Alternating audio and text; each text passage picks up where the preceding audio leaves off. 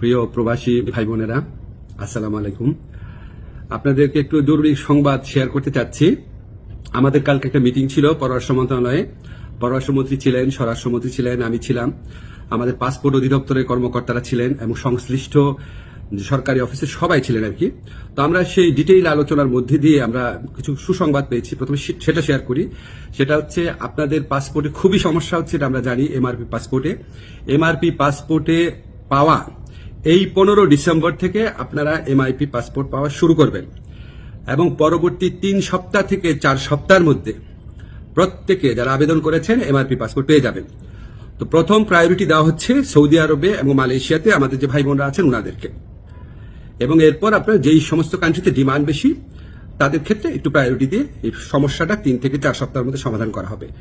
এবং এত পরিমাণ এমআরপি পাসপোর্ট ছাপানো হচ্ছে যে ইনশাআল্লাহ আগামী 2-3 বছরে এই সমস্যা আর কখনো হবে না।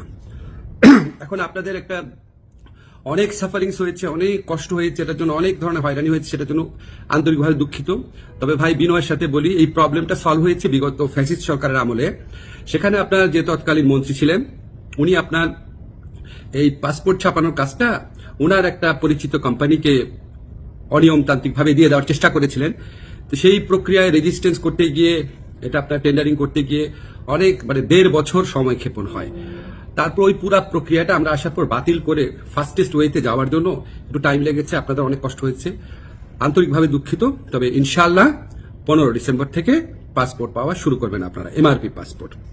আর ই পাসপোর্টের ক্ষেত্রে আপনাদের সহযোগিতা করার জন্য আমাদের ডিসিশন হয়েছে যে এখান থেকে দরকার হলে টিম যাবে বায়োমেট্রিক ডেটা নেওয়ার জন্য, সেগুলি আপনাদেরকে পরে বিস্তারিত জানানো হবে। প্রবাসী ভাই বোনদের জন্য প্রতি আমাদের অনেক দায় রয়েছে, অনেক কাজ করার ইচ্ছা আছে, কিছু কিছু চেষ্টা করছি, আরো কোনো কাজে অগ্রগতি হলে আপনাদের জানিয়ে দেব। আপনারা আমার জন্য দোয়া করবেন।